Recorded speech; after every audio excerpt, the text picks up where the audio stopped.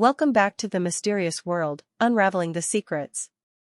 I'm your host Movies Recap Explained, and today we have an exciting movie to explore. Get ready to dive deep into the captivating world of Iron Protector. Let's begin. I am going to explain a Chinese action film called Iron Protector. Spoilers ahead, watch out, hence take care. A martial arts expert named Wu-Lin is the successor of an ancient Chinese clan, the Iron Feet. He has come to a big city for the first time in years. Suddenly a group of gangsters in pursuit bumps into a kid and drops his ice cream. To help him, Wu-Lin goes looking for the men and meets them in an alleyway. They have found the person they were chasing and are about to kill him with the excuse of getting the ice cream money back. Wu-Lin stalls them for a while, but when they start getting aggressive, he doesn't hold back. He takes on a dozen gangsters on his own, showcasing great kung fu skills. By the end of the fight, he is the only one standing. The man whose life he saved is a wealthy businessman named Jia-Shan. He offers him money, but Wu-Lin refuses to accept it. He then goes back to the child and gives him another cone of ice cream. Suddenly many cars surround him from all sides. The leader of the opposite group comes out and hugs Wu-Lin, revealing that the two are good friends. He is a kung fu master and the owner of a security firm. Jiang Li. Wu-Lin and Jiang Li used to be disciples of the same master. They grew up and trained together. Before Jiang Li moved to the city to better his life, he has earned a lot of money and fame over the years, but has forgotten his master's principles. Along the way, as they talk, we find out that Jiang Li didn't leave the village on his own. He made a huge mistake during a practice and was kicked out by his master. The master believed he was not worthy of being taught a sacred art like kung fu. Back in the present, Wu-Lin brings out the master's ashes, revealing that he passed away. Jiang Li breaks down crying, still filled with love for his mentor. The next day, they go to Jiang Li's training center. While going through the security checkup, Wu-Lin is asked to remove his shoes because they are made of metal. Jiang Li knows the history behind them, so he allows him to come in without taking them off. The businessman Jia-Shan has come to Jiang Li to hire a bodyguard for his daughter. Jiang Li shows him the strength of his men, but Joshua shows interest in hiring Wu-Lin. Wu-Lin agrees to do it since one of the master's teachings said the protector will do anything in his power to protect the employer. The next morning, Wu-Lin meets Jia-Shan's spoiled daughter Fei-Fei. The first meeting doesn't go as expected, as a startled Fei-Fei drops her towel, assuming he is an intruder. After finding out he is her new bodyguard, she offers him money to leave her alone. However, Wu-Lin is true to his principles, so a little amount of money won't change his decision. As a last resort, Faith threatens him with a fake gun, but Wu-Lin doesn't react at all. Later that day, the two drive to the mall. Faith reluctantly walks around while he follows her everywhere. Then she notices a group of perverts bothering a girl. She confidently walks to the leader of the group, pulls a Will Smith and slaps him in the face. When the man is agitated, she lies that Wu-Lin asked her to do so. The thugs are about to beat up Wu-Lin when he claims that he doesn't know who Fei-Fei even is. The plan bites her back when they believe him and start chasing her to teach her a lesson. Wu-Lin watches in amusement as they make her run around the mall, but at last he decides to help her and makes the thugs apologize. At night, Wu-Lin dreams of his father throwing him off of a cliff. It turns out he has had the same experience in real life as well. When he was only 7 years old, his corrupt businessman father tried to kill him. The reason is still unknown to Wu-Lin, but he remembers his father said success requires sacrifice before throwing him off of a cliff. Then we are introduced to a gangster named Mr. Fu. He used to be Jia-Shan's employer, but is now actively trying to kill him. Jia-Shan has information about every criminal activity Fu has ever been a part of, hence the gangster wants him dead as soon as possible. A trusted fortune teller claims that Fu's end is near. Although the man has been working for Fu for several decades, he shoots him dead because of the outrageous assumption. The next day, Wu-Lin and Fei-Fei go to a fancy restaurant. Fei-Fei enjoys the meal while Wu-Lin stands by her and keeps watch on everyone. Suddenly, he holds a waitress down, claiming that she is trying to harm Fei-Fei. An angered Fei-Fei rushes to the bathroom, but Wu-Lin barges in and forcefully brings her outside. On their way back home, they get into an altercation. Again, a bunch of men come to Fei-Fei's aid. Assuming that Wu-Lin is harassing her, she takes the opportunity to run away, but is then abducted by the waitress and waiter. From earlier, Wu-Lin's intuition is proven correct, but he has no time to celebrate. He quickly follows the car and gets on top of it after jumping off of an overpass. However, he soon loses his grip and falls down the second time.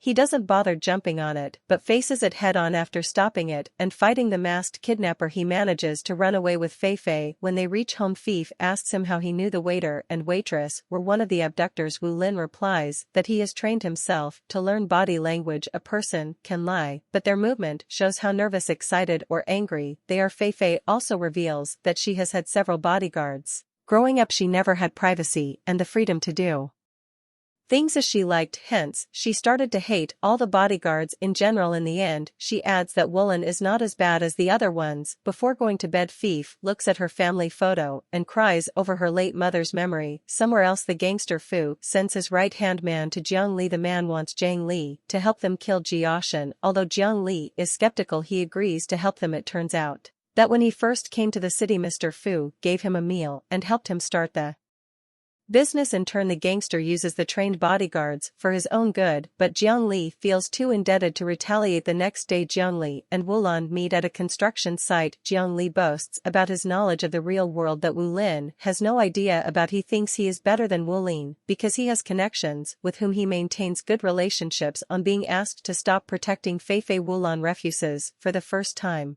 in their lives, the brothers stand against each other.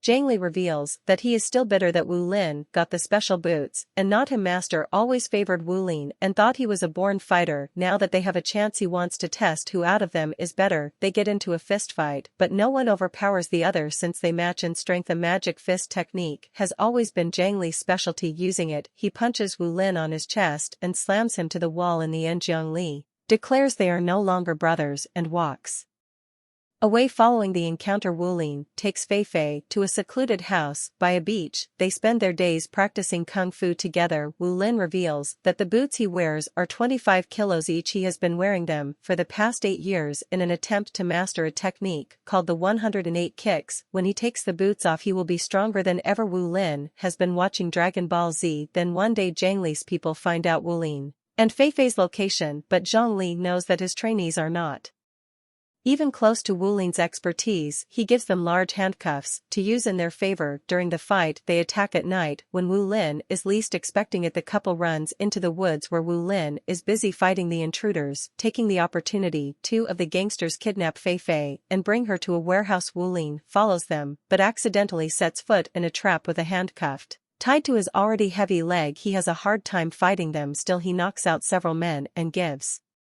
them a difficult competition. In the end, they trap both of his legs and slam him into a wall. When he is weak, a man drags him to a field nearby. Jiang Li sees his former brother on the verge of death and feels a hint of pain, but he suppresses it with anger. He approaches Wu-Lin and kills him with a final punch to his chest. They bury him in a pit before returning to their base. The rain keeps pouring heavily, turning the pit into a puddle. Suddenly, Wu-Lin crawls out of it, revealing that he is still alive. He was born with a heart on the right side of his chest, so the punch didn't do him much harm. With renewed motivation, Wu-Lin returns home and takes off the metal boots. It causes him to master the 108 kicks technique. Then, he changes his appearance and wears a suit before going to Jiang Li's training center. Hundreds of his trainees who are guarding the place attack him, but now, with 50 kilograms of weight off of his feet, Wu-Lin is undefeatable. He only uses his hands for defense and knocks several of them out with his amazing footwork. In the end, he is the only one standing in the ring. Following the encounter, he confidently enters a room with Mr. Fu. Jiang Li, Fei-Fei, and Jia-Shan Fu asks him if he is not afraid to die, to which Wu-Lin replies that success requires sacrifice. Fu is shocked because he had said the same thing to his son before killing him several years ago. Fu and Jia-Shan worked together as partners, but one time Fu made Jia-Shan get caught by the police, which in turn